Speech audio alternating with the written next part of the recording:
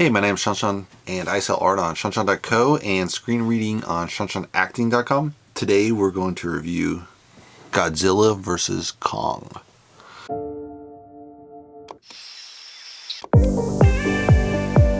So they have Alexander Skarsgård plays Nathan Lint, Millie Bobby Brown plays Madison Russell, one of the girls that's on one of the side plots. Rebecca Hall plays Irene Andrews. Brian Tyree Henry plays Bernie Hayes. Damian Bashir plays Walter Siemens as evil CEO.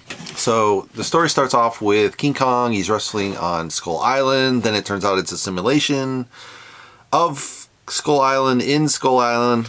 Like, what the fuck?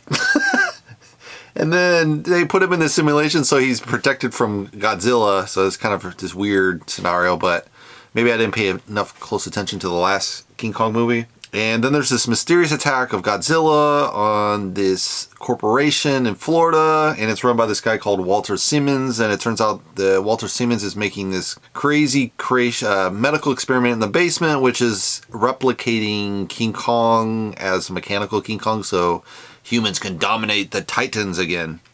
So let's get on to the analysis. So this is just a hot mess on storyline. Doesn't make any sense anywhere. They have 2 or 3 groups competing to be the protagonists, and King Kong and Godzilla are also another set of protagonists, so there's no clear hero and everyone falls behind them. It's just like a mass of multiple storylines going at the same time, and it's supposed to be one storyline. Both me and my brother were drifting asleep throughout this whole movie, so it was, outside of all the excellent CGI effects that they did, it was like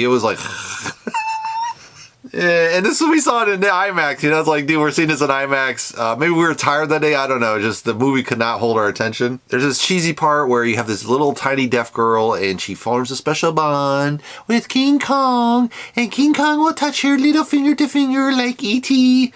It's just so silly because only she can talk to King Kong, and then her mother, who also speaks sign language, cannot speak to King Kong. You're like, oh my god, this is such a plot hole. The only thing that was kind of interesting is you have Godzilla and King Kong. They have this showdown in Hong Kong, and it's kind of funny because they're, destroying all of Hong Kong, obviously. And for me, it's like symbolic of what China's doing to Hong Kong. They're totally destroying. Which is funny because if the CCP reads into this story and, makes the same conclusion, they'll just pull the whole thing anyway, but I don't think they'll make that conclusion. And they just added Hong Kong. It makes no sense in the story plot line. It's just like, they just throw it in there so they can sell it to the Chinese market. And it's like, you got to make a story first, and then maybe it appeals to a global audience, maybe it doesn't. But if you don't have a good story, it makes no sense of just throwing in random locations. So again, just like, it's really weak plot. They put the marketing ahead of the story, so to say. So they mixed up the two. So they're like, we want to sell to China, and we want to sell to Hollywood, and we want to sell to Europe, and we want to sell to India, and da-da-da-da-da-da. So we'll throw in every possible ethnicity group. We'll have it in every possible location to maximize the audience.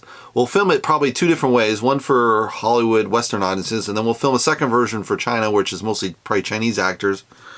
Like, oh, it's a complete hot mess of a story. Great CGI on Godzilla and King Kong. I think it was a real challenge for the actors because they're acting completely green screen. There's no King Kong and Godzilla when they're filming it, so they have to make believe what they're seeing and everything. So it shows probably the skills in the acting. So I think acting-wise it's fine, but if the story sucks, the story sucks. Yeah, just none of these actors kind of made sense. Like, the groups is just, they were just like pulling in 3 or 4 different directions.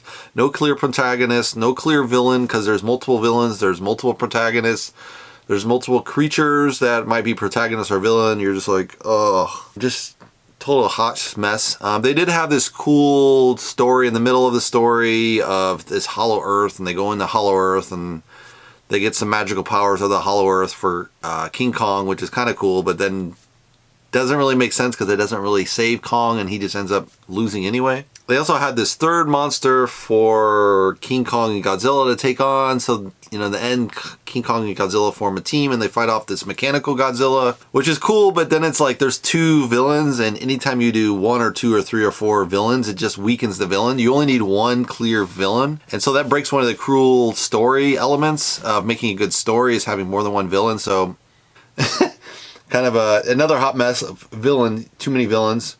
Also, the only monsters that die are the side monsters that they see in Hollow Earth. They don't, Kong fights off some multiple side monsters, kills them off. But then when it comes to King Kong and Godzilla, there's no clear winner, and they kind of follow the side, and then they get together in battle and whatever and fight to the death this mechanical Godzilla. So you're just like, okay. So that's totally dissatisfying. Obviously, someone should die, obviously. I think for 13-year-old boys, it's probably a wet dream of going to the movies and there's like lots of CGI and there's monsters blowing up monsters.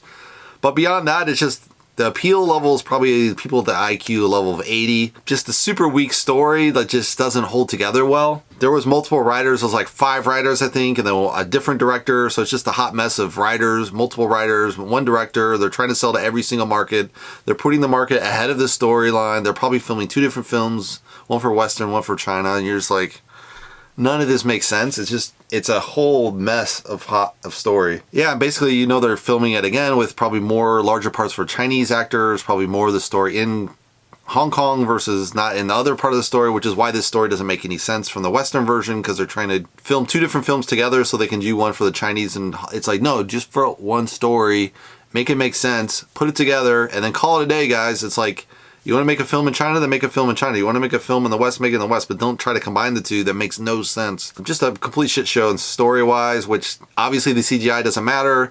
The acting doesn't matter because the story doesn't hold together very well. So it's just a hot mess of a story. They should have never greenlit the script probably. Obviously, there's like a lot of money with Godzilla and King Kong, and yeah, you appeal to 13-year-olds, so I think for the demographic it's fine. For young kids, maybe it'll hold, maybe even teenagers. But with a weak story, it's kind of like, any Fast and the Furious is better than this. Probably one of the original King Kongs was fine. Or Planet of the Apes is better. Or, I don't know, I can just think of so many films that are better than this that don't have hardly any CGI. So, yeah, they just went off on the deep end on CGI and off the deep end with how to sell more tickets in the market in multiple markets without thinking of the story. And the story holds together, so, I don't know, I would just rate this, I would just wait to see this on TV. If you want to subscribe, you can subscribe below. And hope to see you in the next movie review. Thanks for watching, guys.